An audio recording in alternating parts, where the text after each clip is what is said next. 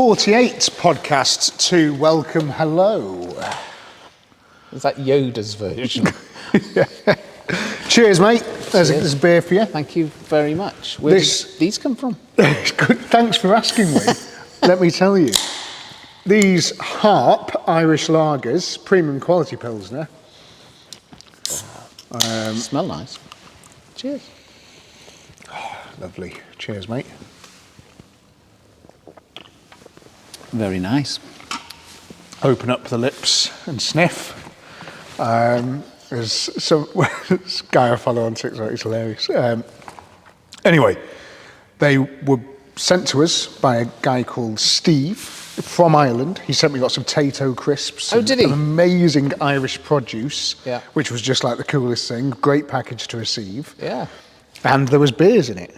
And Yes. yeah, which is Crisps and amazing. beer. And he said, I've got to share them as well. So Yeah. this is why I've invited Wynne down for a podcast. Thanks, Steve. And there's he sent us different style as well.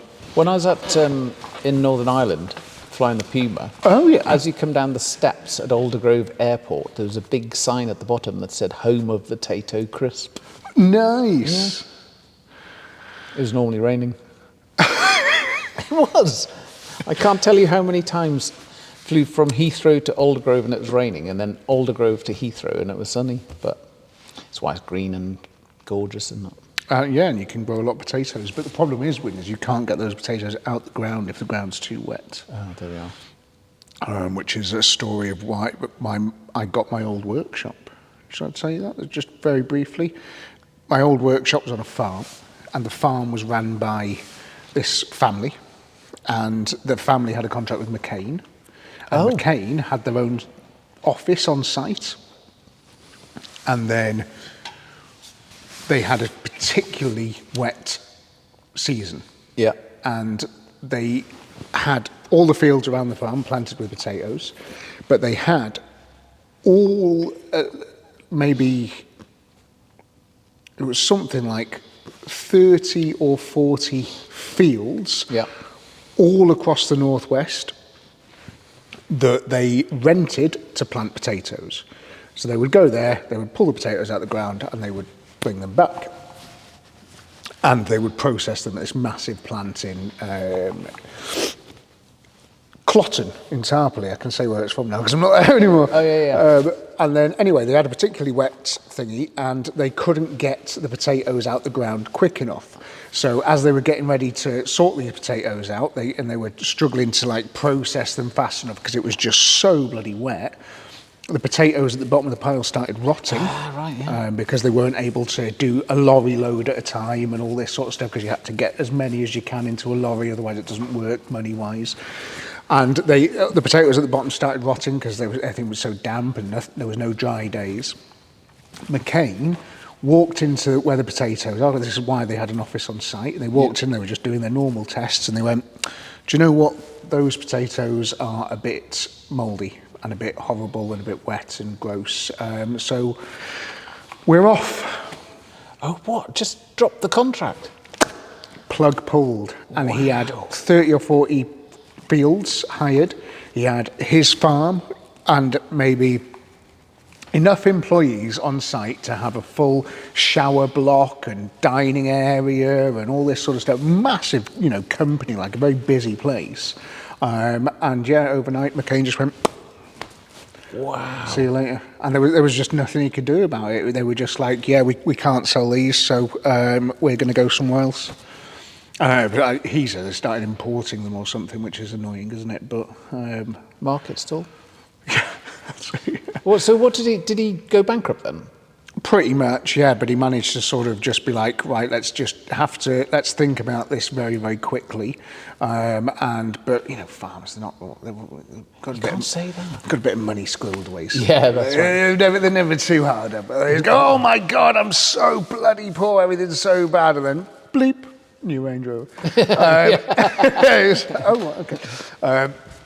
But then he decided to turn all the farm because of the type of plant it was. It just meant that there was, because it stored potatoes and all this sort of thing, lots of big empty units. That was the old workshop. So he decided, he went, do you know what, let's just turn all these into units, we'll hire them all out, and then we don't have to do any farming anymore, because farming is shit. And he did storage on there, he did everything, and it turned from being a farm that didn't make any money to now a huge industrial estate that makes tons of money. Okay. So he did a very good thing, and a lot of Potatoes. And a lot of farms are doing more of that. Yeah, now. yeah, I've definitely. noticed there are a lot of Where I units. come from, in Pembrokeshire, there's a place there that if anybody's been down to Pembrokeshire with their fucking hell, kids, that's good. it's nice, isn't it? Really nice. Yeah. Thanks, Steve. There's a place there called Folly Farm, which is one of those. It started off this farmer saying, "I'm going to diversify. I'm going to get people in to watch me milk the cows," and then they What? went, yeah, that sort of stuff. It's like, what do you do that cow? This is By where, hand, This or? is where milk comes from. All that sort of stuff, and like describing it, having a viewing gallery. Now, he has a full zoo. He has giraffes Wow. and tigers and Really? Giraffes and tigers? Yeah, and he's milking them for people to watch?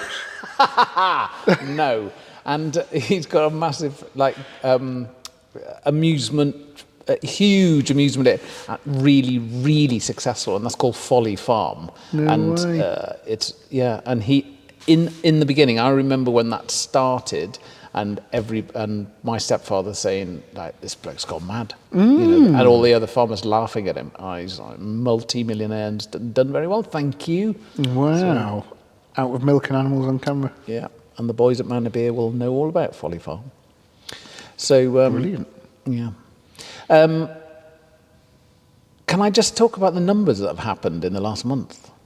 It's unbelievable. If you must win. You have worked your hands to the bone in creating some incredible content, but not only some incredible content, but you've put it out on the internet for people to see, and it is absolutely brilliant. And the numbers are ridiculous. So, in the last 28 days, we've had 246,500 views.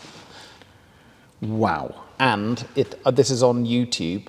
That's just on YouTube. And the interesting bit is that's 238,200 more than usual. How to say it? 5,000 hours of watch time. So what colour are you going to get your Lamborghini? Oh yeah, I think we were 90 quid or something. Yeah, 90 quid for all that. And people complain and go like, oh, how come you're always asking, trying to get us to buy T-shirts and things? I have fucking 90 quid to keep all this thing on you. Yeah.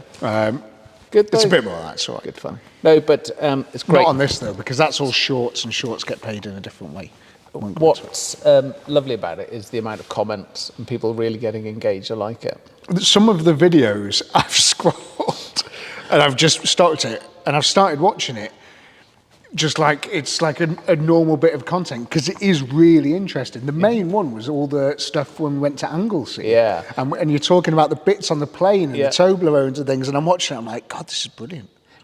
And you realise it's you. Yeah, and I'm like, oh, yeah, it's because the guy with the camera. What's so brilliant? No, it's because of you. You're so good on be able to explain it, because you're not boring, and you don't say it in ways that are correct. Yeah, you just make it up. Well, but the thing is, you see, and I was going to come on to this later, but you're absolutely right, because that Toblerone video short has had 128,000 views. And of people that know more than you about yes, those things. Yeah. Yes, because whilst I was in the ballpark, there are an awful lot of aerodynamicists out there and clever people going, yeah, it's not quite right, mate. I wasn't wrong, it was just, it wasn't completely, and I did point out, guys, calm down, this wasn't a lecture, it was just me giving you some general sort of guidelines about it. But I was going to come on to the difference between operators and instructors and engineers, and because it's really interesting. I think they're completely different. Not the instructors and the operators aren't different animals, but operators and engineers are very, very different animals. They're wired up differently. Well, that's why Rob is a fabulous engineer. Yeah. And I'm not. And I think that's why we do work well together. But also, like, you know, just to finish what I was saying, the way you explain stuff, you're not using these engineering terms in that sort of, and you're using... Because I can't remember them. Yeah, but you're using your hands and sort of going, and this is why this happens, and you're like, oh, but you're talking to it from a point of talking about it from a point of actually doing it and flying and experience it, and you're talking about an experience, not necessarily a page in a or you know, in a manual. You're talking about the experience and what it feels like and what it does, and you know, when you pull back and it pulls you up, and you say, or you know, when you open these things out, you can feel it and the G's, you know. And it's very engaging, and I really enjoyed watching them. I was scrolling through, I was like, this is brilliant, and I'd love to do more stuff like that. Yeah, we need to, I think, because it's really good fun. And but there was a point when I had to prove through exams that I knew all of this stuff, but that was a long time ago. A long time ago. So now it's like... So a brilliant thing that happened when they were I was talking about the ram air turbine. Let me just check the camera. Come here. When you talk about the ram air turbine... if you remember, that little... once the hydraulic pressure dropped below a certain level, a little ram air turbine, a little turbine popped up on the spine of the aircraft to give you hydraulic pressure. Brilliant. So That's so cool. It could take you to the scene of the crash. So, and I said, which is correct, once you during the air test, once you waggled the stick enough aggressively to get the hydraulic pressure down, you could hear it. Yeah, I remember you saying how you could audibly hear it happening. But some guy said, yeah, also, mate, you can see it cycle between, and actually gave two pressures. And I went, oh, of course, that's how you saw it. That because once it was out, you could hear the buzzing, but you'd look down at the hydraulic gauge, and it would be the pressure would be cycling like that. Because as the thing spun up, it would get to a maximum speed, and then it would slow down, and then I'd look to make sure that the thing was out. Actually, wasn't just the buzzing. I'd watch it, and you could see the pressure cycling back and forth. And it was really good that somebody else pointed this out. And I went, nice. Oh yeah, thanks, mate. I remember that now. Did you delete his comment? Yeah. Yeah, fair. Yeah. No, I didn't. I said thank you. But, no, it's good. It was really good. So yeah, numbers are doing pretty well. I mean, the actual podcasts themselves, like these bits, not so much. Not so much. Yeah. But we're trying. We're giving it a good go. It's just, do you know what? I sometimes think that we do it for us, really. It's just fun. Good excuse to just see each other, really. Yeah. Just have a beer. Have some of Steve's beers. Yeah. How's your marriage going? Brilliant, mate. Yeah. No rumours of divorce or anything yet? I mean, it has been a month or so, hasn't it? Yeah, I mean, it's obviously floundering, but, you know. Not like it's just constant argument, shouting. You're not going to the pub, that sort of stuff, you know. But I've seen you getting picked up from the police station in the mornings. Yeah, but apart from that, it's going well. Nice, very good. That's cool, isn't it? Yeah. Didn't catch you on Saturday. Was in the pub on Saturday and messaged you, and I was like, "You coming down? Come on, come down." And then you sent back, "I'm eating dairy milk with my wife." Yeah. That was a lie. I was referring to the fact when I said last week to you, are we going to do this podcast? And you said, I'm at home eating dairy milk. That was, so it was a reach back to that. You didn't get it. No, I didn't. The reason I didn't come to the bar is because I'd been out all day drinking and watching rugby. And I was on a bus back into Chester. Was that Wales, Scotland? Yeah. God. Anyway, struggling at the moment, aren't they? I know we're not a rugby podcast, but it's struggling in the old Wales. This is the second time we've had to say it's not a rugby podcast. But the only bit on that is that for me, people say, "Oh, that was much better, wasn't it? You know, didn't lose by many." I think you'll find we just still lost. Still came second though, didn't we? Still came second out of two. Yeah, in a two-horse race. I just, I can't stand this whole green shoots of recovery thing. It's like, it's very clear. Try harder. There's numbers at the end. One person or one team wins and anyway, enough of that. Yeah, so the reason I didn't come to the bar is because I was quite sufficiently lubricated. Fair. Yeah. I got a lot of abuse from Alid as well. Yeah, you did, yeah. Well, he was working, so we wanted you to come down just to keep him company, I think. You were only there 5 minutes, though, weren't you? Yeah, I was only there 5 minutes. Just came down to have a quick argument with the missus and then go. No, she worked there, did the afternoon shift. Oh, right. And then You just went to pick her up. I went to pick her up and just had a couple of pints while I was there, which was nice. Yeah. Anyway, we're not just talking amongst ourselves in this podcast. We have done some research into things to talk about. And there's a couple of things I want to talk about. And the first is the United States of America, which is why we've sat here next to this beautiful Plymouth. They've wound back all of the emissions regulations on cars, which is Controversial. However, I think one of the best things that's ever happened in recent years to the sort of motor industry. And my reasoning behind it is... Yeah, you've got a full argument on this, hasn't it? It's not just pro-black diesel smoke. Yeah. So a lot of the argument against it is, the emissions, and do you not remember smog and, all this sort of stuff. Well, be realistic. Then the car manufacturers have spent hundreds of, billions probably developing things like catalytic converters and hybrid drivetrains and all this sort of stuff. They aren't now going to go, should we fuck all that off? Let's get rid of all that. Straight through pipes. Straight through V8s and everything. They're not going to do that. There's not going to be smog. There's not going to be... The emissions aren't going to... They might go up a bit from where they are now because of people changing stuff like start-stop and buying less hybrids because they're not forced to, and electric cars because they're not forced to, and a few things like that. So there might be an emissions increase there, but it's, in the scheme of things, it's minimal compared to what's actually happening anyway. Q8's burning a million tyres a day. It doesn't really matter if America uses a little bit more petrol, in my opinion. So all this is happening, and I think the car manufacturers now are going to be going...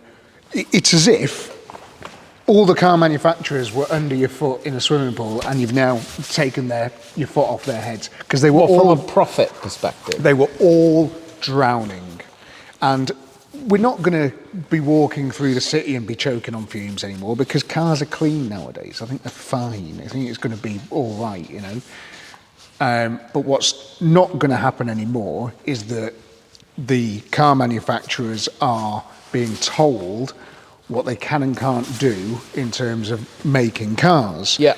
And the bits that make cars run, and the bits that make cars reliable, and the bits that make cars fun. Yeah, and just things like that. Because a lot of buying some cars is fun, isn't it? Yeah. People want it to be a fun experience, and if you take away some of that fun, you take away profits from car manufacturers. And there is, for the first time we've seen, in my lifetime certainly, Volkswagen closed a major factory in Germany because of the influx of, battery cars from China. But not just that, the underlying thing underneath this massive problem is that all of these companies' R&D money is being spent on having to meet emissions regulations.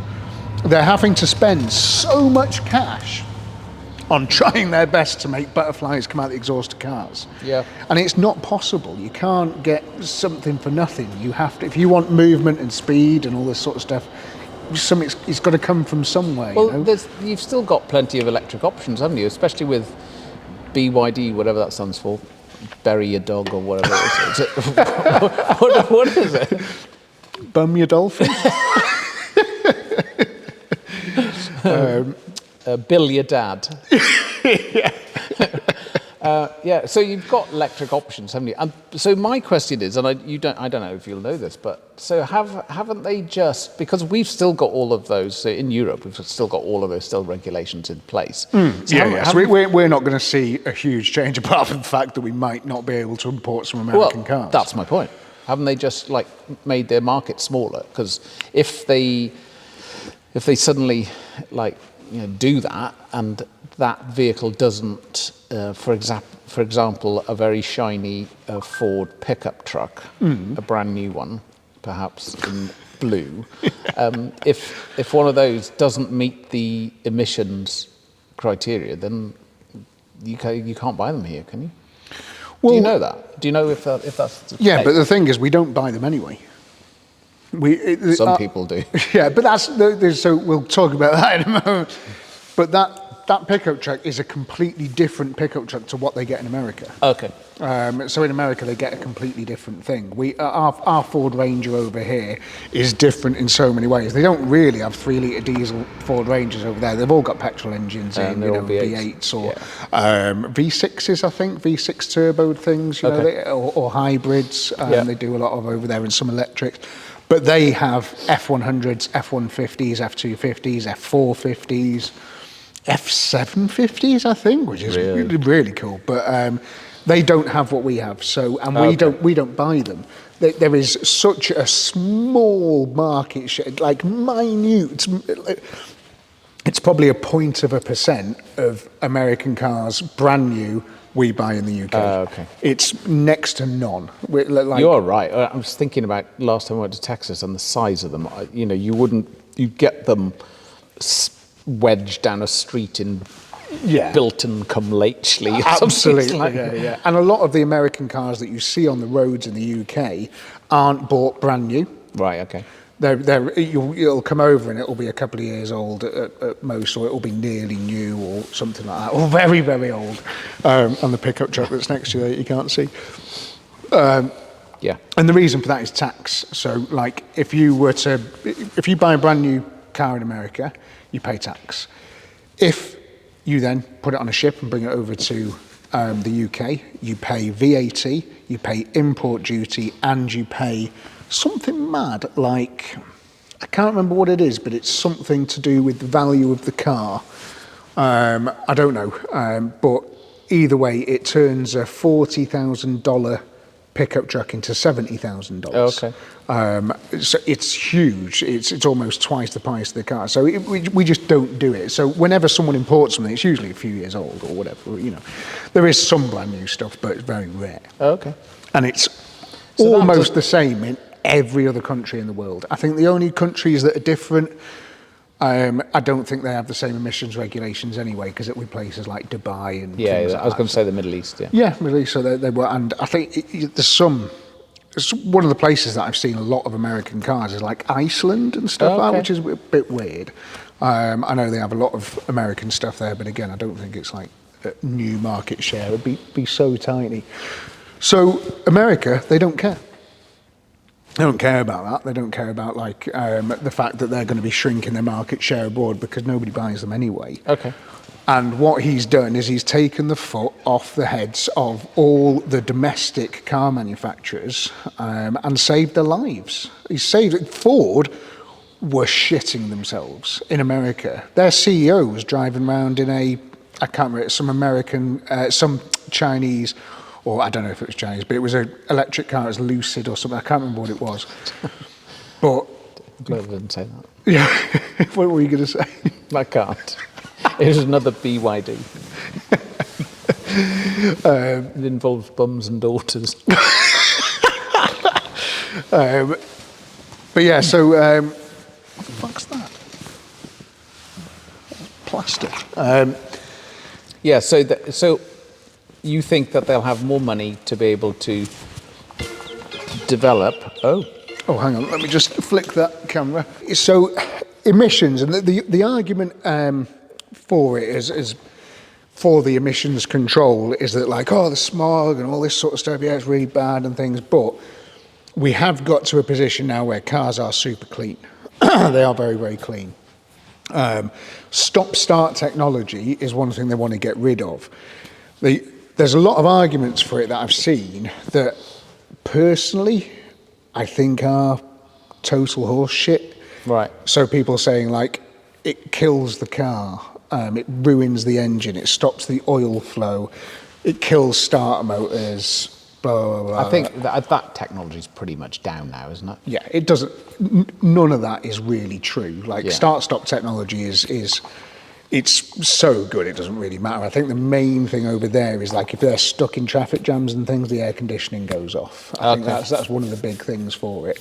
And a few other things as well. Is like, I don't know, start-stop is like, it doesn't massively bother me because I think we're used to that here. I think we're used to it, yeah. Yeah, but I think over there maybe that is a bit of a sort of a like, oh fucking hell, my air conditioning's gone on, it's 40 degrees outside. Yeah, it's like, yeah. yeah, fair enough, it's not here, we're not bothered. But like, so that's one of the arguments for it. And stuff like the oil stops flowing around a turbo.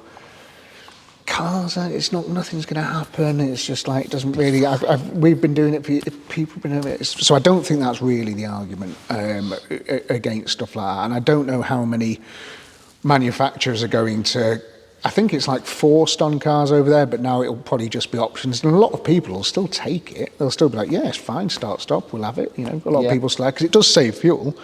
It does save, people think, oh, it costs so much fuel to start a car again. After you've switched the car off, it takes so much more fuel to start it again. That's complete bollocks. Yeah. 7 seconds is how long, I can't remember what it was on. I think it was a Prius, I shouldn't say it, but something like that, because it was one of the first ever start-stop technology cars that came out.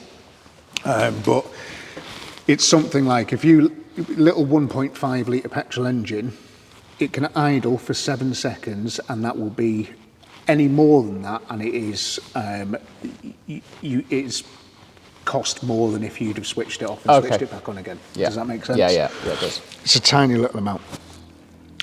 So it's like, you know, it's that sort of stuff. But we're not going to go back in time. We're not going to go, you know, they're not going to go like, right, straight pipe, V8, fucking everything. They're not going to do that.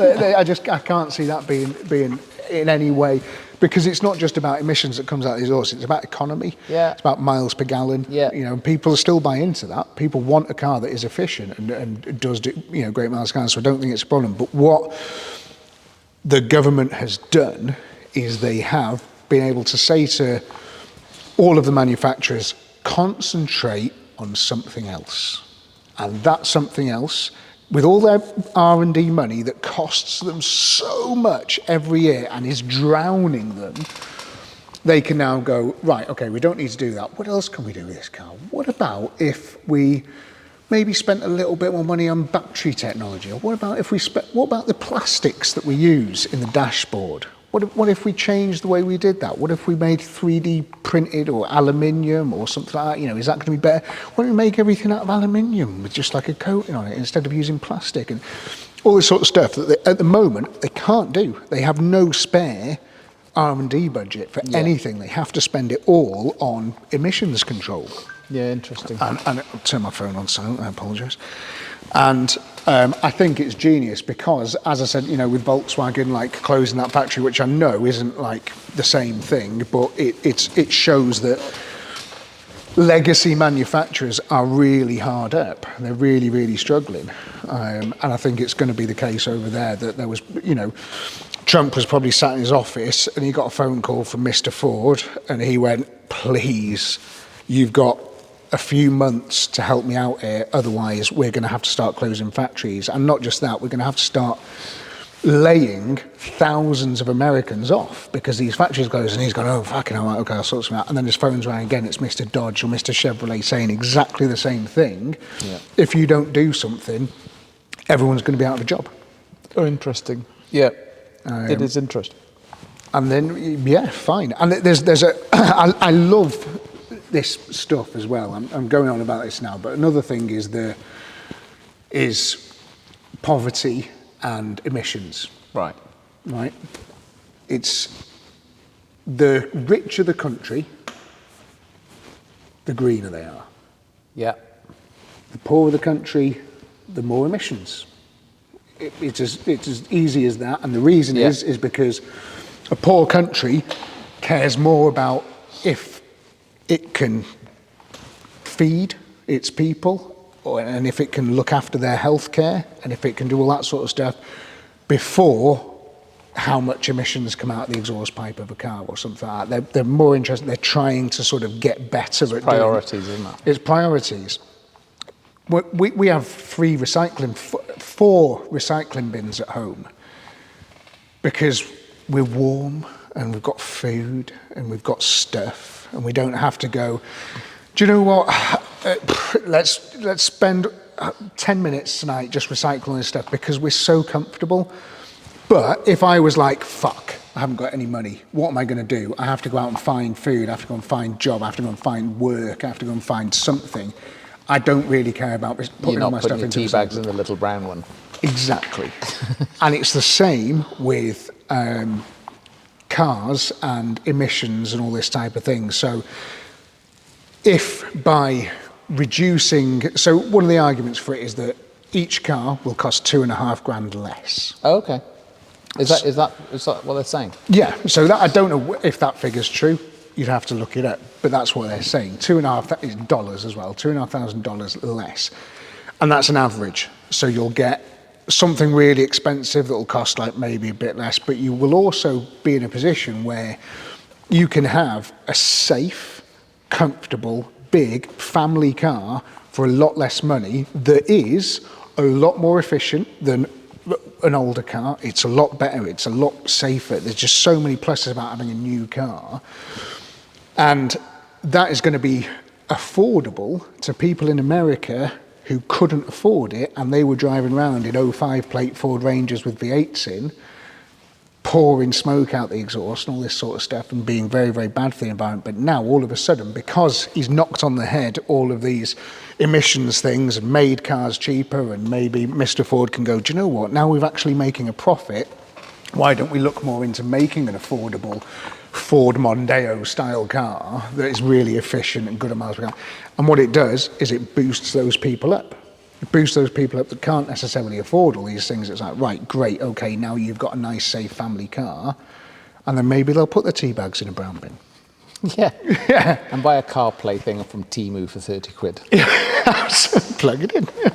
They work, you know. Yeah. That's really interesting, though. It's interesting. I mean, you know, it's there's fors and against, isn't there? But if they were going to go out of business, then that clearly wasn't going to be allowed to happen. So something had to be done. Yeah. And I think it just means people get to keep jobs. Cheaper cars are made. Companies can have better R&D stuff. And it's not just concentrated on one thing, which does a bit. And, you know, emissions aren't going to fly up. You know, it's not going to be like we'll all be choking to death because of America having less cars with start. It's not going to happen. Like I do take your point about how like they have evolved so much anyway. So taking some of these things off isn't going to put us back in the dark ages. So yeah. Yeah, and emissions control goes pretty much hand in hand with efficiency of engines. So people still want cars that do lots of miles to the gallon, even in America, because they do lots of miles. They are very, very interested in gas mileage. Yeah, definitely. So if they're not going to now go, fuck your catalytic converters, we don't need that anymore. We're going to get rid of them. They're not going to do that. They're going to go, right, this is all a great baseline. It's all working well. What else can we do? So I think it's really good, and I hope to God something similar happens over here. Yeah, it's not happening. No, it's not, is it? Yeah. Oh, very interesting. Didn't know that. Yeah, you know, I would love to know if Stellantis, for example, had less pressure on emissions and stuff like that. If a lot of the car companies that are about to go boom would survive. I don't know. I don't know. Yeah, maybe. And I know sometimes legislation forces companies to do things. I get that, and it has, you know, introduced things like start-stop and hybrids and all this type of thing. But also, there has to be a balance. You have to sort of be able to have businesses. Yeah. Good. You know, if you can't make it work, a lot of the car manufacturers will go, do you know what, forget it. I'm not going to bother. Yeah. I won't do it anymore then. Yeah, I'm going to start planting potatoes Yeah, that's it. in a dry country. Yeah, that's it. And I'll just be like, it's a waste of time, isn't it? Anyway, I just thought that's huge news. It is a huge story, isn't it? Huge news this week, and I was just really, really interested in it, and I just think it's such a positive thing. You did seem quite excited because you sent me the thing saying, "Look at this! Yeah. This is amazing." And the I hope we get now into getting rid of the buttons and the beeps on new cars. What do you mean? You know, like, you know when you hire a car? Yeah. Has it got like speed warning beeps and all this type of thing and all these beeps that you have to go into screens? You know the thing is, if you go towards the white line, lane assist. I hate that. It doesn't understand British roads. No. My Alice's Jeep has got it, and we have to turn it off every time we go because the lane going to Farndon has got a white line, sort of. That's not quite in the middle. Yeah, it's just like sometimes it's there, sometimes it's not. And as soon as it picks it up, it goes, oh, beep, beep, beep. And you're like, it's nothing, chill. But it's so fierce, it like pulls the steering wheel. And I'm like, how is this good? And then you go like that and you go, turn it off. You've killed a whole family. Because you were trying to. It's the worst thing ever. I can't get my head around it. Hate it. And yeah, the speed warning on the Jeep, the speed, it picks up speed signs. Oh, right. And it goes, that's 30 mile an hour. You should be doing 30 mile an hour, but it doesn't. It's picking it up and it's converting it to like kilometers an hour. And like it can't get its head around stuff. It's a really stupid, crap system. Yeah. Because they're having to spend all of their R&D money on what comes out of the exhaust. Yeah. And it just means that like it just doesn't work, and then we get a beep every 5 seconds unless we go killed someone again. Jeepers Chrysler, isn't it? Now. Well, it's Stellantis again, isn't it? Oh, is it? Yeah. So it's the same platform as a Citroen. It's no different. Is it? Yeah. They're all the same, and it's the same hybrid technology, and the hybrid is great again, but it's just like there's a few other things with the car that I wish would be slightly better, and which is why they can't sell them. You know, they're discounting them like crazy. Yeah, we had. That's why Alice has got one. It's why Alice has got a brand new car. It's why Alice went from a 2008 plate Audi A3 that had 170,000 miles on it to a brand new car, because they discounted it to a point where you couldn't ignore it. You couldn't leave without it. And I'll try and find the figures, because I did write these down because I wanted to do a review on it for the other channel. You're not going to believe this. This is 100% true. This is how much. If you're in the market for a car, go and buy a brand new one on PCP. That is my consumer advice, because the deals are. You can't ignore them. You cannot ignore them, right? Jeep Compass, Summit, top of the range, all the toys, right? On their website, the list price is £38,335. Right. £40,000, Yeah, expensive car. So instantly you go, I'm not buying that. Yeah. I'm not buying that. There's no way. Can't afford £40,000. We paid. You're not going to believe this. Said. So it had 7 miles on the clock. Right. It was pre-registration. I was going to say pre-registration. Pre-registration. 25 year. It was still, it was last year when we got it, so it was a brand new year. It was the same year. It wasn't an older car or anything. 7 miles on the clock. Nobody ever owned it. It was perfect condition. Brand new car. It was a 1.5 petrol hybrid. Right. And £38,000. We paid 23,747. Wow.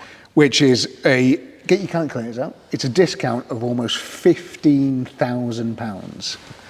£15,000, and we got it on I can't remember what it was, 4% finance, or it was 7.4 maybe, but so cheap. Yeah. So cheap. And when you consider amazing. You don't have to MOT it for 3 years, the tax is peanuts, the insurance group is great, it's safe, super safe, it's got all the technology, Alice is doing big miles now, going to her placement and back. It leaves at 6 o'clock in the morning. I didn't want her doing that in an Audi with a traction control fault. She's now in this. She's super safe. I never have to worry about her getting home or back or anything. It's worth the money. I think we pay almost £4,000 a month. No, 400 quid a month. And we put down a couple of grand, or maybe we put down 1,500 quid as a deposit. It's for nothing. It's a gift, that car. Yeah. 15,000, but they can't sell them. It's a gift if you've got 400 quid a month, mate. It is, but what else? What else are you going to do? What's the other option? If you need, right? So say, riddle me this, Wynne. You need a reliable car. Yeah. For Alice to get to work and back in, right? I don't. That's your problem, not mine. Yeah, but what's the other option? What are you going to do? The other option is to buy, because you've told me a lot of these second-hand cars are going down. Sorry about that. The battery died. Right, Wynne. Hang on, I tell you what I'm doing. I'm getting Alice a BMW 3 Series. Fuck. Timing chain's gone. Sorry. Timing chain's just snapped. She's on the side of the M6 now. Timing chain's just gone bang. Ah, God. It's going to cost you. It's going to cost you £4,500 to fix. What about a Golf? What about what Golf? I don't know. 4 years old. 4 years old, right? So that's just cost you 22,000. Really? Yeah. Well, maybe not 20. Like 15,000. Maybe it's probably more. If you want a nice one, if you want this one with the same options as the Jeep's got, 20 grand. Okay, sounds good. And it's brand new, and it's 3 years warranty, is it? 3 years warranty, no MOT, cheap tax, good insurance. You make a good argument. You do. And it's just for peace of mind. It's 4,800 quid a year. We pay 400 quid a month. You could be so if you had a bit about you knew about cars and you were like, do you know what? I'll get something. I can do a couple of jobs myself. I know when I go to the mechanic's place, like we can, I know he's not going to rip me off and all this sort of thing. With Alice now, right? She's leaving for work at 6:30 in the pitch black all throughout winter. Yeah. I don't want something that might go bang. I've had so many cars that might go bang. Every time I drive that Discovery, I'm like, why is it beeping at me now? What's this? I tell you what, if only I'd known. What's this? Yeah. She could have been just wafting along in a 2013 E-Type Mercedes with no possibility of anything going bang.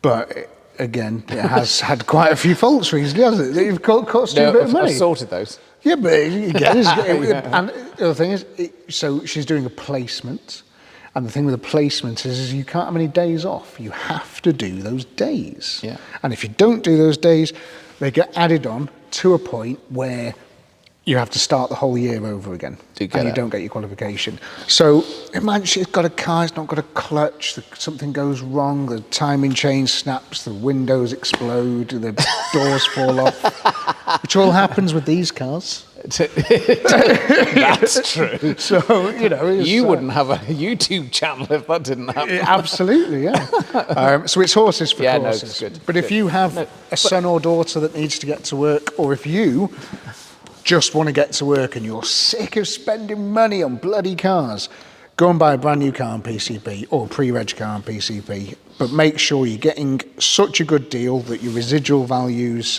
work. That's at the the key, isn't it? Yeah, it is. But they don't really tend to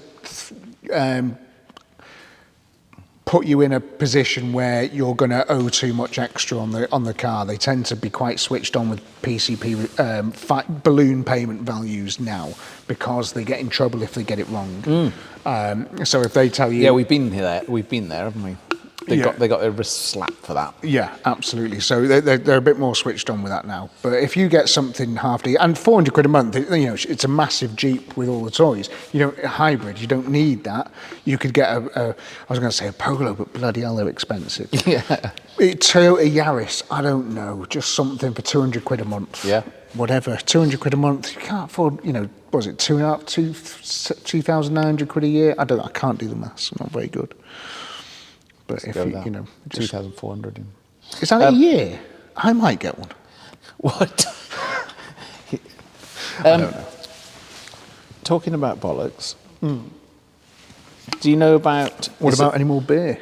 Yeah, that's a good idea. That was really good, that. I really enjoyed it. Thanks, Steve. Harp, Steve. Irish lager. I rate it. That was bloody lovely. It's really nice. Really nice beer. I'm going to keep that.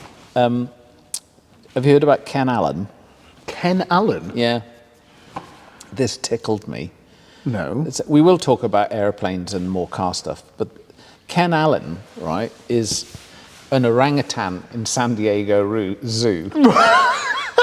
Right, okay. His name is Ken Allen. Why is his name Ken Allen? I don't know, I love it. Is it Allen his surname? What's on his national insurance card? I promise you, look this up. It's hilarious. They cannot work out. He escapes every night, right? He escapes from his cage every night, and they can't work out how he does it. So Ken Allen gets out every night, and he goes round the corner, and he throws rocks at Otis, the other orangutan.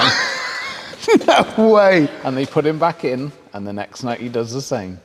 But he could like, I don't know, ride around on a zebra or something, but he doesn't. He just goes round the corner and throws rocks at his next door neighbour, Otis. He's living the dream. He could do anything. He could be free. Is it San Diego, did you say? San Diego Zoo. Oh, well, I'm taking the whole story with a pinch of salt now that it's through there. Like, but that's amazing. He could do anything. He could just go and he could not be in a zoo anymore. So in an old people's home, when I've, lost my marbles. What do you mean when? In 2 years' time. Yeah. I just go around the corner and throw rocks at, Well, there's that guy. Brian. There's that guy that lives near you. That car that's a bit of a pain in the ass. Yeah, I'd throw rocks at him. Yeah, that's fair. And then I'd say, "Come on now, Mr. Garrett, back to your room." Come on. I used to be a pilot, you know. Of course you did. Yeah, of course you did. Come on. Come on, we'll clean you up. I used to fly jet planes. Of course, I know you did. Come on. Yeah. Put that fire extinguisher down. I hate Brian.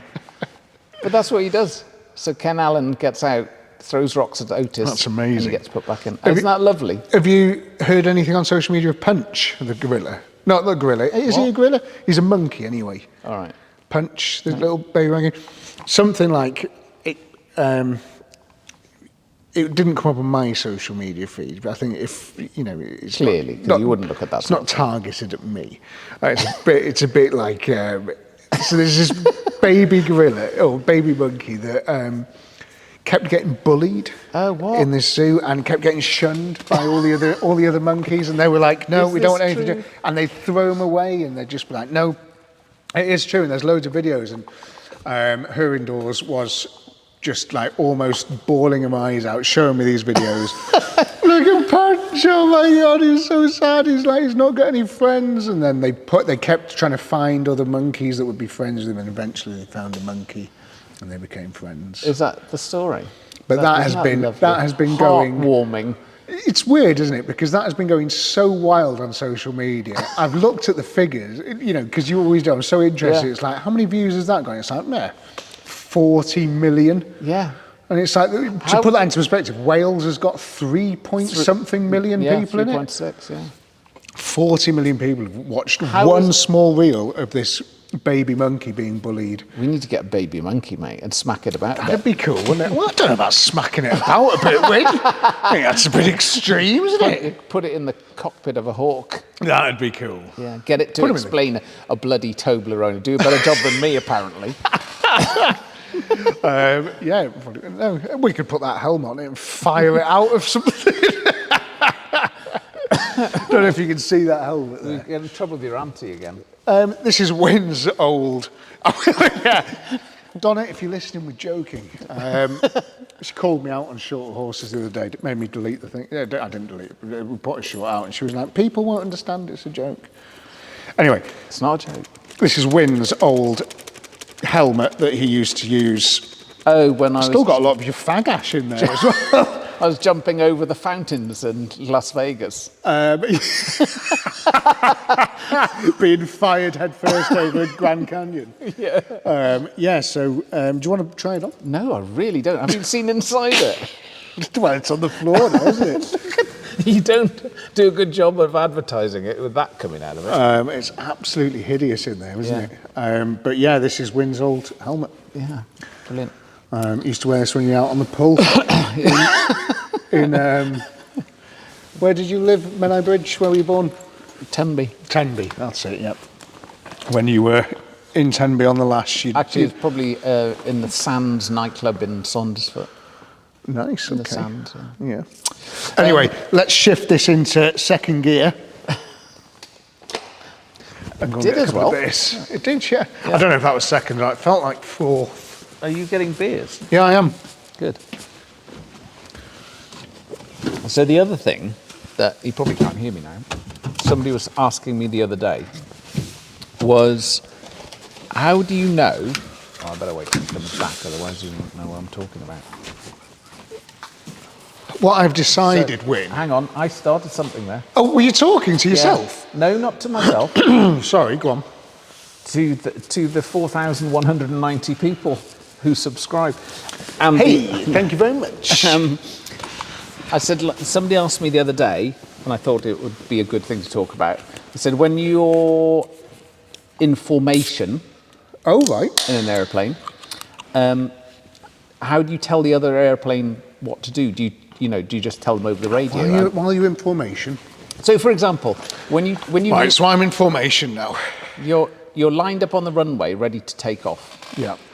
And I'm the lead aircraft, and you've pulled out onto the runway next to me. It's like They don't take off next to each other, do they? Yeah, of course. That's dangerous, that's by the sounds of it. Yeah. And so that's very normal. You can have 2 or even 3 take off together. And What? yeah, so the way that somebody said, so what do you do? Just say go or something on the radio? I said, no, it's all hand signals, because you're lined up alongside the formation leader. The formation leader will do this, which means might wind your engine up. So you'll go full power, you'll do all your engine checks and make sure everything's stable, come back to the predetermined amount of power that you're going to use for the takeoff, look at him, and he'll tap his helmet like that, put his head back, and do that, and nod his helmet.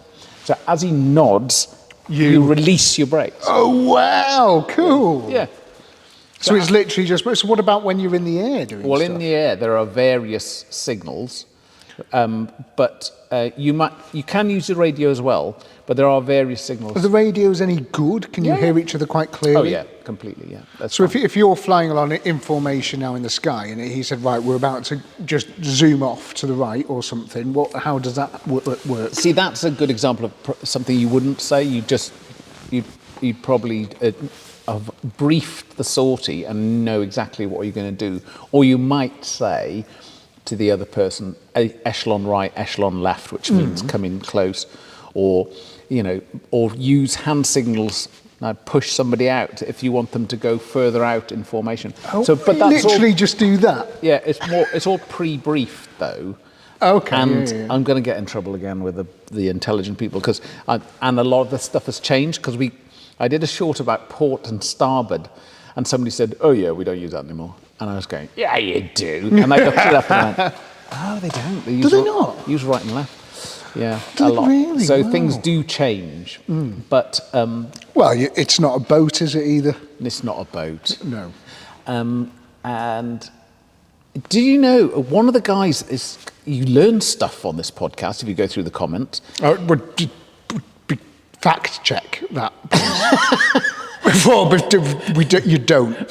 So fact check that. Jamie, pull it up.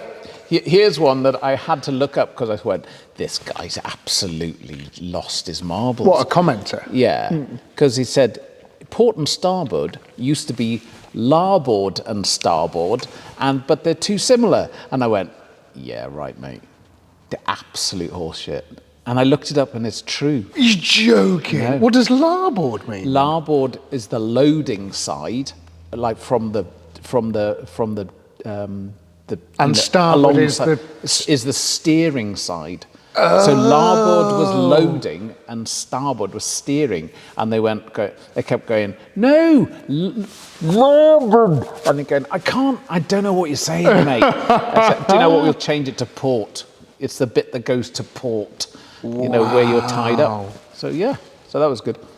That's no idea amazing. what I was saying. Hand signals. Yes. So when you're coming back into land, if you're doing a formation approach, you want to be fully configured. So you want your gear down, your flaps down, all that sort of stuff. But you need to get that timing right, because when you put things down and drag them in the air, they do cause drag and they slow you down. Slow down quite a bit. So you have to be similarly configured. So if you have three of you and you all did it 20 seconds apart, you've lost your formation. The first person to put his gear down disappears backwards. Wow. So, and is that a common thing to happen? I mean, you just have to do it correctly at the right time. So the guy will do a signal like that, which means gear. So at your flying, like, you've constantly got to be like... Oh, well, when you're in close formation, you don't look forward, you only look at your leader. This is why if a number of years ago, the United States Air Force aerobatic team, the leader made a mistake and they all flew into the ground. Really? Because you only look at the leader, you trust him 100%. Shit. Because you are looking for very specific formation references, and it's tiny. It's like you will want to have, you'll normally have 2 or 3, so you'll want to know how far back you need to go, and then up and down as well. So you might want the upper surface of the wing, and you want the wing fence on the roundel on the nose, and like that puts you exactly right. So you're at the right level to him, slightly higher, and you've got another reference that puts you exactly right where you want to be. So you're flying along, you're just looking at him. So whatever he does, you can see him straight away because you're looking at him all the time. Wow. Once you're in close formation, that is. Yeah. So he'll give a gear signal, and again, he'll put his head back, and as he punches the gear down, he'll nod his head. So you just wait for his head to, and you punch your gear down at the same time. Wow. And then he'll give that signal, which is flaps. And so, it's all done, a lot of it is done on hand signals. That's amazing. Yeah. That's really good. And so, right, here's a question then. How, in here now, so I'm in plane number A and you're in plane number B, where, so I'm flying along and I'm looking at you, how far physically is your head? Yeah, not far at all. I mean, it won't be more than, I mean, if you probably where the rascal is to the driver's position of the F-150. Wow, really close. It's really close. Because the other question was that I never got to cover was, they said, what happens if you're in close formation, you get into cloud? Well, you can still see. It's only because you're so close. Because you're so close. Wow. And in fact, the tendency when you're learning is to try and like back off a little bit, go, ooh, I can't see him properly. Actually, what you want to do is push in even closer to make sure that you don't lose him. Oh my God. And is it quite easy to lose your concentration for a second and they've done something else and you have to sort of try and catch up? And you just can't lose concentration because it feels a bit weird as well, because there are 2 ways to hands. No hands in the bar. Yeah. So you can either... we say no hands in the bar quite a lot. Because I told you that once, didn't Told me once on podcast number 3 or something. That was probably deleted. So just explain no hands in the bar. Well, it's just like when you get to the bar at the end of the day, you just...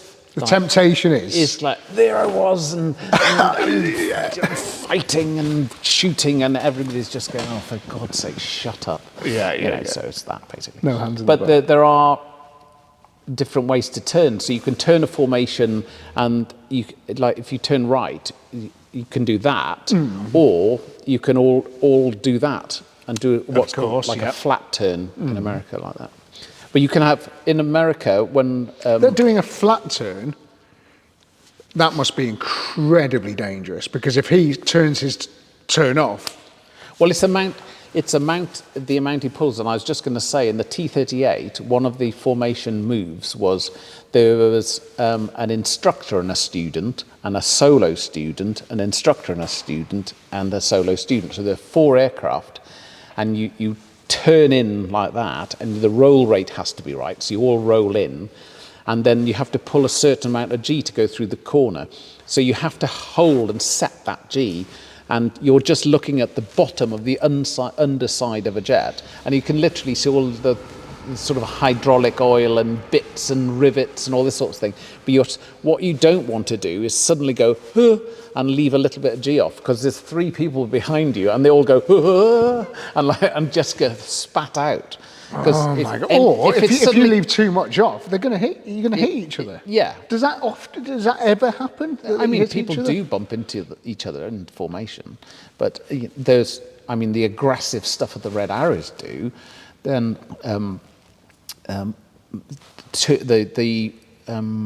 it was a synchro pair. It was a guy called Lingy and Monty and they bumped into each other, and they both had to eject. I think they both had to eject. Certainly Lingy did. But anyway, yeah. But they're doing mad stuff, aren't they? They're doing absolutely crazy stuff. And that's in Hawks as well, isn't it? Yeah. Which is very cool, because I've been in one of those. I forgot to set the timer, by the way. So. I'll just do this now. But formation's absolutely... It's fascinating. Fascinating. I loved it. But the idea of bumping into each other. So one of the things that struck me a lot was when we went and walked around that plane, was that I could jump up and down on the wing. Yeah.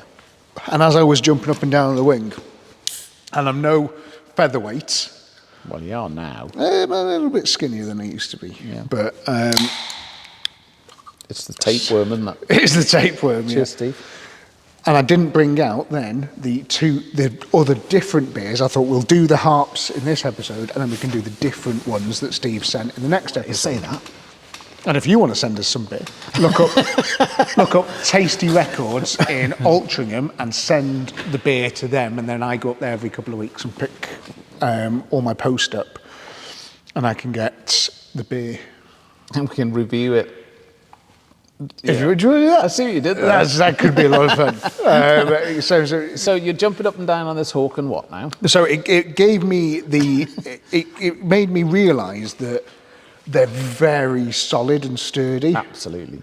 So in terms of because one of the things I asked you ages ago on a podcast as well is what if you flew into a lamppost, and it's like, a wing caught a lamppost, and it's just like the velocity of your plane, you're just slicing it in half. Well, it's probably going to take your wing off, isn't it? Was it really? Well, when you think what a seagull does, and that goes straight into the cockpit. Oh, yeah, it's true. Because it's about the energy, I guess. It's like hitting something solid is a bad thing. Well, what I meant, if you've got someone flying next to you and you bump them, it's just to say it out loud, it sounds like you're both going to explode and die and crash into the sea. But no. Could you just do a little bump of maybe your edge of your wing on their wing, because your relative speed to each other might only be 5 miles an hour, or something very small. You just be like, dunk, and then it's like, oh, hey, whoa, hey. Yeah, definitely. And there have been examples of that where people have bumped into each other but flown back with a little bit of wingtip missing or a bit of tailplane missing. And there was a tornado that hit a helicopter and flew home.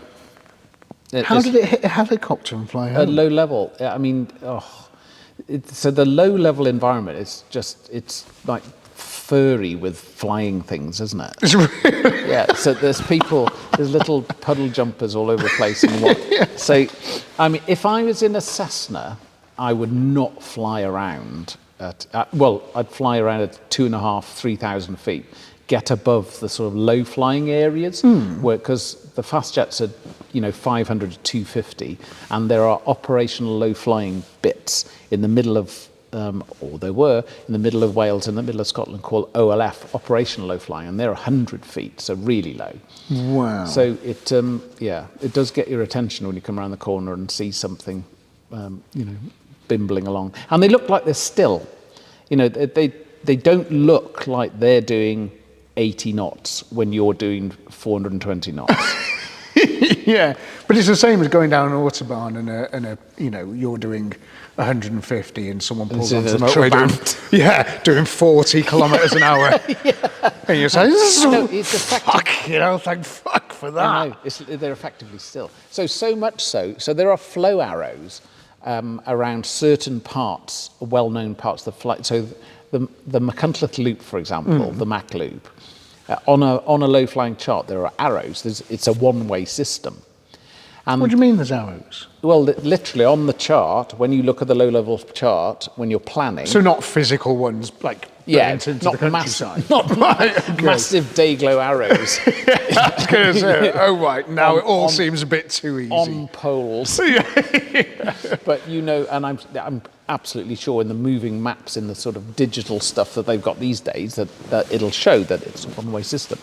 And you're allowed down to, for example, in the Mach Loop, 250 feet. In a helicopter, you'll be doing 100 knots, 120 knots, something like that. So there was a time, and I don't know what the rules are now, that you would go against the flow arrows, but lower. So you'd be below 100 feet, and the fast jet, but at least you're looking at the sort of jet coming this way, so you can avoid, rather than, you know, going with them, and like you can't see them coming from behind. So they used to go, and on search and rescue at RF Valley, crossing some of the specific valleys, you'd either be down in the weeds to cross them, or like above 1,000 feet and get across as soon as possible. And when we were on a rescue, if you're on a rescue call sign, because if you're actually on a job and scramble to go and pick somebody up, you get a rescue call sign. And with a rescue call sign, you can shut down bits, because obviously... So you can say to them, stop fucking about with your jets. Just don't. For 10 minutes. Just don't. Stay there. You can close, you know, a bit. So if somebody... Someone's been up Snowdon in a T-shirt. Stay there. We've got to go and get them. Got to pick up that lady with her stilettos. Do you remember seeing that one? It was just spinning around. Oh my God. That old one, that was crazy, that wasn't it? Yeah. Did you see that? Yeah. See, it wouldn't have happened in my day. No. So that's that. What they should have done is gone really low and then just slowed right down on the thing. On the ground. Yeah. I don't know why they didn't do that. I know, that wasn't very good though. No. So that's that. Had any thoughts on selling cars, buying cars? What I want to say is, isn't this just, it's heaven, isn't it? I'm just sitting next to a 205 block Pinto, 2 litre Pinto. What's that out of? With a Type 9 5-speed. It's out the Granada. Oh, okay. And I could look at it forever. It is just gorgeous, and it just swings around. Is that one of those classic Ford engines then? My plan with this, Wynne, is that one day something is going to come into my life that doesn't run very well. Probably a Jeep. And the engine's going to be fucked. Okay. And I am going to go, do you know what? And it's rear-wheel drive, or not even maybe. Oh. And I'm going to go, because I've got the prop shaft for it up there, it's all the world's oyster. I've got a welder. And I'm going to put this into it. And Burton Power, or many of the other Ford people, sell loads of shiny stuff that you can bolt into various places. Like this bit here, you can bolt on a version of that, because this one's all rusty look, but you could get a shiny thing that makes this bit faster. Thank you for that technical explanation. Yeah, and you could get big branch manifolds and carburettor, you get like a nice Weber conversion for that, or you could put it on throttle bodies, or you could do anything you want if your wallet's big enough. So is it pretty bomb-proof then? You can. Well, that one in particular, it's only done, I think it's 20,000 miles or something, and it is a rebuilt engine that's done about 20,000 miles, and because there's an R on it somewhere. But I think what I'm saying is, how much... Let's see what the oil's like. How much can you do to it before you go? Okay, now it's not going to take it. It's going to start being unreliable now because That'll never happen when it's a 2-litre Pinto engine. It's golden, that oil. That'll never happen, Wynne. And please don't ever say that again. Anyway, where's my beer? Ah, there it is. Oh, good, yeah. So the plan is to make that fast and shiny at some point and put it in something and maybe get 130 brake out of it, will it do 150 brake. I don't know, maybe. I don't really know. I don't know that much about them, but I think 130 brake would be very achievable. And you put it in something like the Austin A40 there, and it'd go really well. And it's got a really nice little gearbox on it. I just love it. And it's cool as, and I will save a car with that new heart at some point. Yeah, love that. That's really cool. Really fun. What's that? That looks like, is it for an overdrive? No. So a little thing with 2 electrical pins. Contacts on, and it screws into where the gear stick is. Does it tell you which gear you're in? No. What is it going to be? Kind of does. So electronic, but tells you. So. Oh, reverse. Reverse light switch. Is that what it is? Yeah, so it tells you, so your reverse light comes on. Learning has occurred. Learning as a kid, right at the back of the gearbox. I don't think I've ever been this happy. Me neither, because I'm just resting my beer on a 2-litre Pinto. So anyway, buying cars. What about, should we do selling first? Anything coming up for raffle? So, no, not really. I mean, that's up for raffle at the moment. You're going to be sad when this goes, I'll be aren't devastated. It is. I wish I had more money because I would keep everything. But the problem with keeping everything is space. It's all down to space. Yeah. If I leave that in the corner there, I can't have something else, and I can't, afford to move. So the whole idea behind this workshop is that I can do multiple projects at once, and that is happening. I've got 2 channels on YouTube now. I don't know if anybody noticed, but I'm put out so far this year something like 400 videos. I don't know, just loads more compared to this time last year, where if we were lucky we were getting 1 a week, maybe if we were lucky, and now it's at least 2 a week. Can we talk about some views? Because it's impressive. I'm very proud of you. Thanks, mate. Well, one reel of me breaking down in this got something like 4 million views or something like that. That's amazing. So anyway, bought myself a new Ford Ranger. It's amazing what a video can do. It is amazing, isn't it? No, it wasn't because of that. No, it didn't. No, just so that's going for. What I'm realising is that it's you hate old cars. You want new cars. I want new cars. There's a theme here. There is. Fucking broke down on me. No, keeping cars is not really why I started this. It's not why I decided to do this.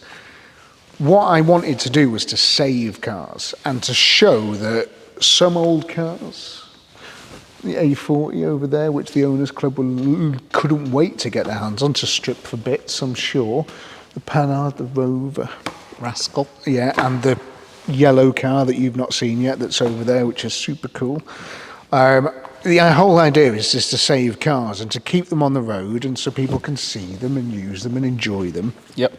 What's actually happening now is that they're sort of kept in this little bit of stasis here, which for those 2 over there, I don't mind. The Rover and the Panhard, they need me because other people don't understand those cars. They need me. That Rover P4 is worth about 800 quid. Someone is going to scrap that as soon as it farts. There's only me and you that can drive this. Yeah. That's not true. But and the Rascal needs me, the Spitfire, I need that car because every car has a purpose, and sometimes when it's a sunny day, I like to take the Spitfire out. Yeah. It's very natural. But the thing is with this, I have this big American pickup truck that you can't see, it's next to you there, which I love driving. The problem with this is that If I wanted something big and stupid and American, I would choose the 6-litre V8 thing that's next to you there because it's fun and I just love it and I've had it for years. So I've never chosen this. And what would happen is it would sit there and sit there and sit there and sit there. And I was thinking about it and it made me sort of consider the person that maybe can't go out and spend 15 grand on an American car and doesn't know the history behind it, doesn't know anything about it, but really wants one to take the family out, to go to shows and to enjoy, and that they would love that car. And I've sold a few cars recently, like the MG ZT. It went off to a guy who's like an MG enthusiast, and he won it on the raffle, and like it was so great, and it gave me such a nice like feeling. Rather than the MG just sat in the corner. The MG sat in the corner. How excited was he when he? Did he love it? I haven't seen that. He's messaged me like 100 times. Stop now, mate. He's done like so much to the car. He's done so much to it. He's put new bits on it here and there, and he's done it. He just loves it, and he's taken it to shows, and he just absolutely adores this thing. Brilliant. The same will happen with that. Someone will get that car and they are going to go, this is the coolest bloody thing I've ever had in my life, and I can't wait to get stuck into it. The guy won the Golf GTI. That was a good sending car. me pictures of it. I've done this, I've done that, and it's just, that gives me so much more pleasure. Definitely. Knowing that these things are being loved and adored, like I love the Rascal, like I love the Panhard and the Rover, and just these other cars. That the way I love those, someone else is going to love these, because I don't have that much attachment to the Plymouth. Aleph does. Aleph does. But it can move on. And it's the same with a lot of other stuff now. It's just like, look, let's stick to the core stuff. Maybe the one on the ramp there I might keep. I don't know yet. I haven't decided. And then there's a couple out there maybe I might keep. I haven't quite decided. but I think I need to sort of... See what you did there. I need to remember why I did this. Is there any whiskey in the boot of that one? We can say it doesn't matter. So that car over there used to be owned by Oliver Reed. He bought it brand new in Guernsey. I've got all the documents to show it was his car. Oliver Reed owned that car. There's been some shenanigans in that car. Absolutely. I think he might have driven it drunk once or twice. Every time, maybe. Actually, every time he drove it, probably. And it's the coolest thing ever. But it's Oliver Reed's car. It is the coolest thing I've laid my hands on in a very long time. Folly Reed, amazing. He's the coolest guy. Like, he just is so good. I've cut clips out of him in Gladiator to put on the big video, and it's just the film where he drank himself to death while it was still being filmed. Was that the film? Gladiator. God, bloody hell. In a drinking competition with a load of sailors in a bar. Bloody hell. And that was it. Good way to go. Great way to go. And do you know what, Wynne? It's better than escaping every night and throwing stones at Otis. It's true. And something's got to get you. Something's got to get you. Something's got to get you. Nobody gets out of this alive. 4 bottles of Jack Daniels or whatever it was, that's what got him. Crept up on him from behind. Anyway, that's his car. It's awesome. But it's just made me think recently, I need to enjoy the movement of cars on, which is why that one's gone, and it's why more will go, and there's a lot of other cars that are coming soon, and they are going to go. All the good, like, second-hand cars are down south. That car on there, Oliver Reed's car, I got that from not down south, and it is crunchy. It is super crunchy. I think it is the rustiest car I've ever had on the channel. It's basically made out of Watsits, isn't it? It is so bad. It's got the most epic sill cam ever. It is hilarious, the sill cam on it. But the car's completely fucked. What's the sill cam? Is where I put the ramp on the sills and attach a camera to where the ramp meets the sill, and it just keeps going, and the car doesn't move. So bad. Is it fixable then? I haven't decided yet. Okay. I don't know. I need to spend a bit more time. I've ordered some clutch stuff for it. That's like arranging the deck chairs on the Titanic. I'll sort the clutch out and then I'll go back to the sills. Yeah. The idea with these cars is to make them run and drive. Yeah. So if I can make Not it run, safe. not safe. If I can make it run and drive, Yeah. I may have to move The fact that you can get your leg through the sills doesn't really matter. Yeah, that's it. But it's such a cool car, and you know, if you can make a car sort of move and operate and run and drive, you might get someone who can weld or who knows a welder but can't do anything Can else. weld rust. Yeah, and goes, do you know what? I'll take a chance on that because at least I know the engine's okay. At least I know the gearbox is okay. Yeah. So I'm trying to save it that way rather than. I'm not welding it. And there's 12 bottles of whiskey in the boot. Yeah. It smells of and a underwear. sailor. Cool. It's got heritage though, isn't it? That car. Yeah, I mean, I would absolutely love to restore it, but I can't restore everything because there's a queue outside. I took you around outside before. There's really a queue outside now, great. Restoration stuff. I'll just park it there. Actually, Do That's you what I'll do. Do you like the Do you like the Daimler? Gorgeous. I'd forgotten how. It depends how you come at it. How big cars are now, and how small that Daimler looks. It looks actually quite low. Yeah, it looks really it's not sporty. small like lengthwise. No, It's probably the same length as the pickup truck. Yeah. but it's really so low. low. Yeah. Really sporty, And low that's down, not low how slung. I car. remember like XJ6s and Daimlers. I thought they were big cars in every way, but that's Right, it's okay. really low. It's a cool looking car. Love driving it. Do you? Absolutely love driving it. It is waftable. It is just so easy. But I haven't. So you'll see in Daimler 2, which comes out soon. There's a problem. Sounds like a horror film. Daimler 2. Return of Electrics. So there's a problem with it, so I'm not driving it right now. It's not too bad of a problem. The car's fine. It's just there is a problem that needs fixing. Okay. Which I'm going to have to do, which I'm doing at the moment, kind of. Anyway, Formula One. Yeah, I know about this. Yeah, what's your thoughts then? I don't know. So I've always liked Formula One because it's the pinnacle of motorsport.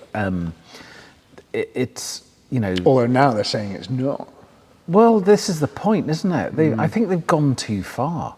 This 50-50 thing that they're doing, engine and like half the power comes from the battery, but it just all of a sudden it changes how they drive. Yeah. So I'm starting to prefer,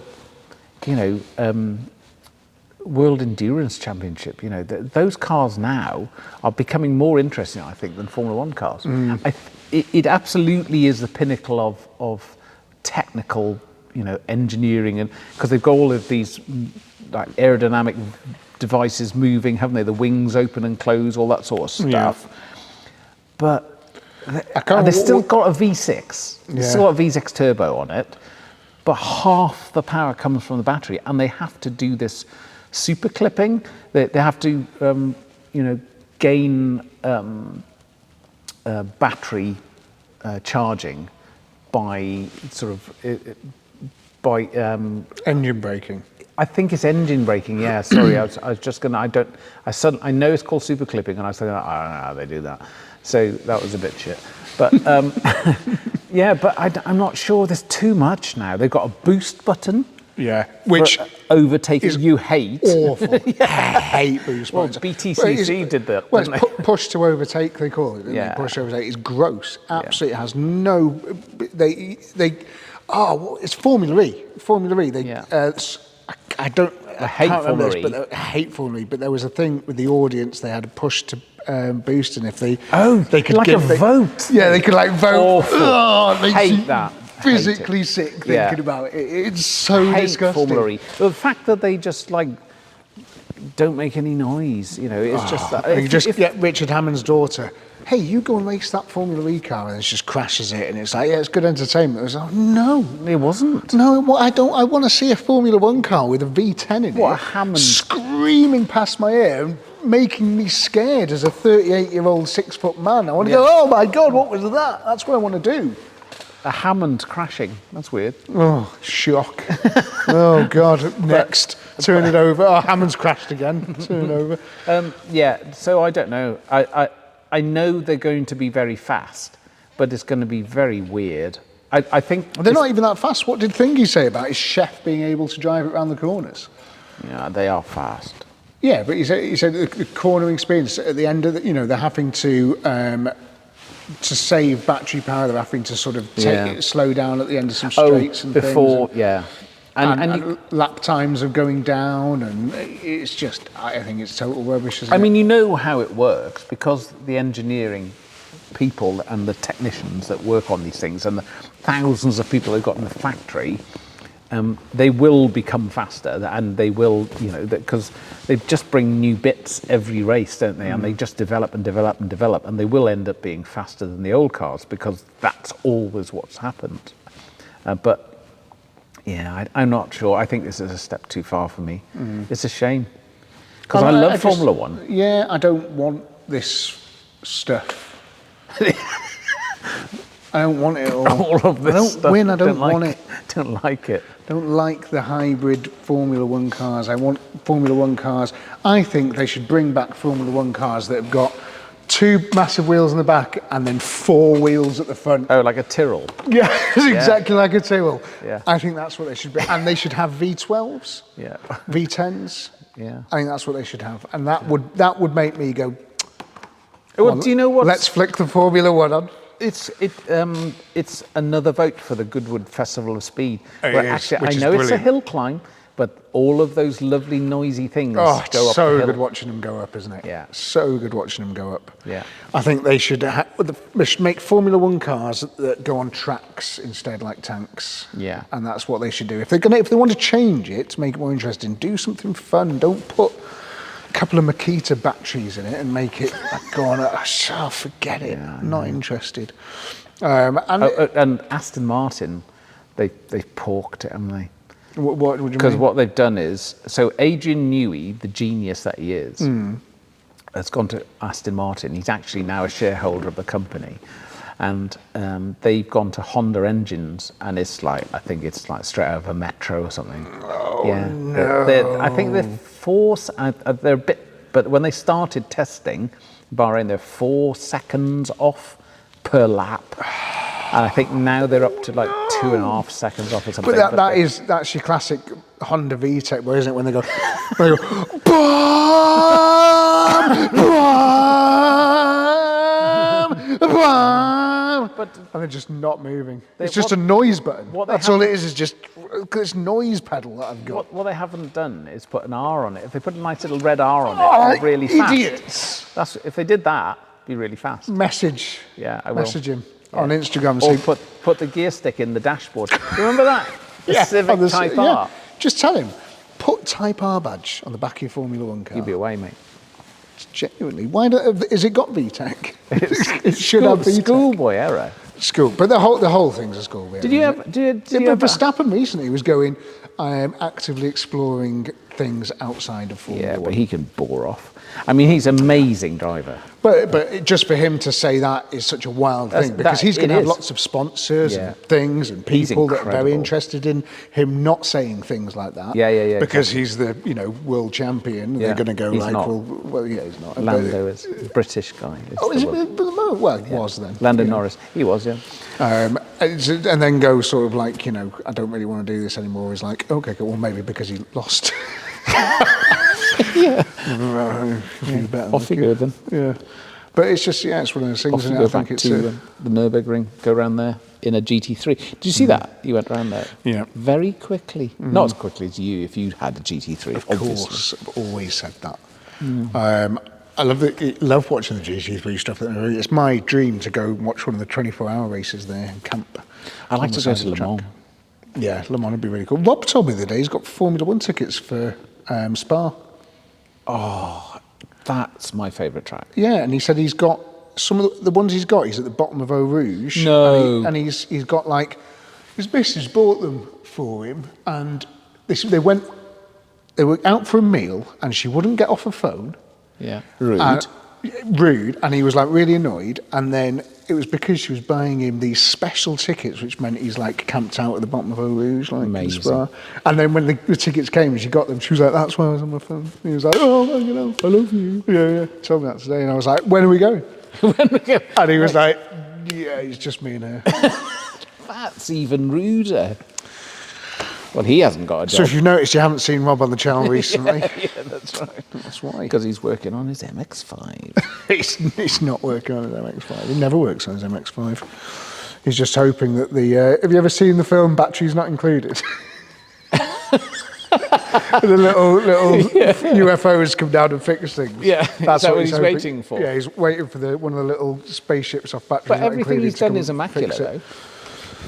Oh, Wynne, I would do everything immaculately if I had 10 years to do it. It would be the best you've ever seen in your I life. think he should slide across and just start doing an S2000 or something and go, "Oh yeah, I'm doing this now." Yeah. And just leave it. Maybe I could give him that car. Yeah. We should get Rob on a podcast one day. I think he wants to come down for one. Yeah, that'd be really good. Because he made me pull that bit about when I talked about Bentley and the car they were releasing and Yeah, that was rude. Travis Pastrana and stuff. And then we can't talk about that bit. Again. Yeah, well, I think he's having problems because I think his name was cut out of something and it was sad. And Okay. nothing to do with me. You're talking about it again. Oh, yeah. He's going to message me later saying, "I listened to that podcast and you've got to remove that." Wouldn't it be nice to do, all the stuff you do with cars? I'd love to do that with airplanes. Wow, imagine. Have you ever seen Ice Plane Rescue or something like that? No. Is So it on a lot Dave? Yeah. It's on UK no, it's on YouTube. UK TV. No, YouTube. There's these planes that have crashed in the Antarctic. Right. And there's this pilot and team of other amazing people, and they fly out to the ice and they get the plane out of the ice and they fix it and they fly it home. Really? Insane. That's good. Insane. Millions and millions of pounds into each film. Like, it's insane. Yeah, I've never seen anything like it. I watched one and they got this basket case plane. They had to live in the Antarctic or wherever it was for months in complete isolation. This team of like aeroplane mechanics. They had to get this really old, cool as hell plane to work again. They had to ship on another smaller plane engines for this other plane. They had to ship everything for this other plane, new engines to put in everything. They did it all on the ice where this plane had crashed. And they just spent ages doing it, got it running, and then they were like, "Oh my God, we're going to fly this thing out of here." And during it, because it was taking so long and this runway kept getting covered in snow and stuff, they had to fly out a Bobcat to push the snow away. And they did all that. And the plane that they used to fly stuff out broke down and they had to fix that plane there. And the wildest hour of my life watching that. It was the coolest thing. And then they got this plane going and everything was amazing. They're like, "Right, we're going to fly out of it." And they turned it, headed off down to the runway, and it burst into flames. Burnt to the ground. No! And really? they'd spent months and months and months freezing their ass up in the Antarctic. And the ending was all of them just sat there by their campfire where all their tents were and stuff, just watching this thing millions of pounds worth of plane just burn to the ground.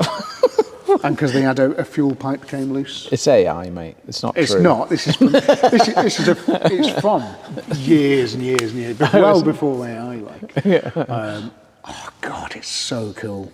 If you know what that is that I'm describing, if you know what it is, just so I can forward it to Wynne, I could probably find it if I try, but let me know if you know just off the top of your head. It's not true. It is true. Don't make me find it. He'll look at the comments, tell me what it is, and I'll comment. I'll find it when I get home tonight. It's the coolest thing ever.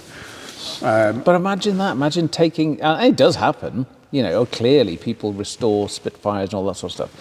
But you can't... Yeah, but there's restoring it, there's getting it flying. Yeah. Which is what I do. Yeah. Just going to get it flying. We've only got to make it one trip. Yeah. Do you know what I mean? We don't have to... Yeah. As long as it makes it... Because the problem is how do you transport a plane, Wynne? From a bit of isolation, you have to fly it back. Love it. I'll do it. You would as well, wouldn't you? Would you, if there was just because that's what you used to do, isn't it? Essentially, you take planes that were a bit I mean, it fucked wasn't dangerous. So it's like, in fact, Terry listens to this. He was one of the engineers at RF Valley. Hello, Terry. Terry Williams, absolute superstar. And he commented on something, and it's just those guys were amazing at what they did. It was never. By the time I got in it worked brilliantly. Yeah, so but I just got to mince about and fly and come back and go, yes, good lads, well done. And every time that they went, thank God for that. Bloody hell. So in the pocket, they just hide the couple of bolts that they had left and went, oh God, he doesn't need to see those. Did you make it back all right? Yeah, lovely. Was it all right? Was it everything okay? What about that wing? Was it all right? Brilliant. Lovely. Yeah, I knew it was going to be fine, yeah. Because I told you about the engineer that used to, and the Werther's originals. I've spoken about that, haven't I? No. So I'd take it up for an air test. Oh, yes, yeah. And he'd give you one if you gave him full marks, and he wouldn't if you didn't. Well, if it passed the air test, he'd give me a Werther's original. And I didn't realise this. He was like messing with my subconscious. And like trying to condition and he'd go, you. have a Werther's original. I thought, oh, thanks, mate. And I'd be walking back to my office, like eating this thing. And then if it hadn't passed, he'd go, oh, right, it could just go through all the bits and pieces. And I'd just be walking back to my office, be slightly sadder, but I couldn't work out why. Yeah. And it's like one day I just went, you only give me a sweet when it's passed. I said, I've worked it out. And he was just looking at me like this, like smug grinning. I said, you're actually rewarding appropriate behaviour like a bloody spaniel. And that's exactly what he was doing. Amazing. Yeah, it's really good. Right. It's probably a good time to end. But I think it's a brilliant time to end. Talking rubbish. Quick before we go, Wynne, please tell me, Wynne, what this is. It's a bit of a shark. It's the. What is that? So, there you go, just for the camera. I'll come a bit closer. I don't know if it's going to focus. I'll This just will do be this. good on so it focuses. Spotify. I know. It looks like. If Wynne can't get it Yeah. as to what this is, I'm not going to tell him. And whoever, if you know what this is in the comments, then Is it written you will on get 100 internet points that Wynne will award you. Is that the answer?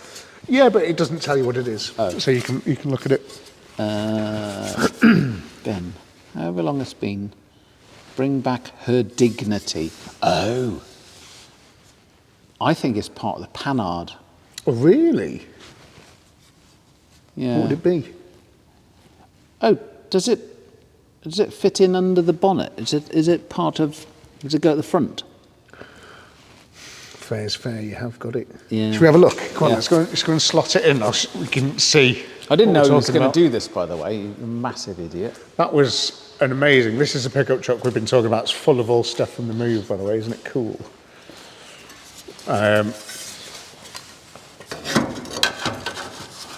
That doesn't look right. Yeah, it is. Is it? Like that? Pretty much. It's not a very good fit. Well, It's off a Panhard Mark II, mate. yeah, it's off the GTI, that one. It sits like that. Okay. It's a nice noise, isn't it? Yeah. Either that or a hammerhead shark. Yeah. So that's where a light went in the middle. Oh. But a subscriber sent me it ages ago and said, you're missing this from your Panhard. How cool is that? Really cool. And he found it and he was like, yeah. But so the thing is, it's amazing wall art and I love it. And I'll keep using it, but I'm not going to put it on the car because that's how I got the car. And the whole idea behind this thing is, this is how I got the car. There's no mirror on here. Right. That was broken off. One headlamp is concave, one's convex. Well, no, that's not. So Yes. headlight, I had to put a headlight off something else in because to get it to the show, so it had to have another headlight. I got it without a headlight. Okay. So I've got a set of proper headlights that match the one that was originally in it. Okay. Because you have to have headlights. So I can't what you're just- I saying can't is just you say wanted no. it to look as close to knackered as possible, but run. Yeah, and be legal. On And the be road. legal, yeah. Is it legal? Legalish. Yeah, Legalish. legalish. You need an MOT at least, so that's good. Roadworthy exempt. Yeah. Awesome. Thanks very much for watching. Cheers. Bye. That's good. I do like the panhard. It's great, isn't it? Yeah.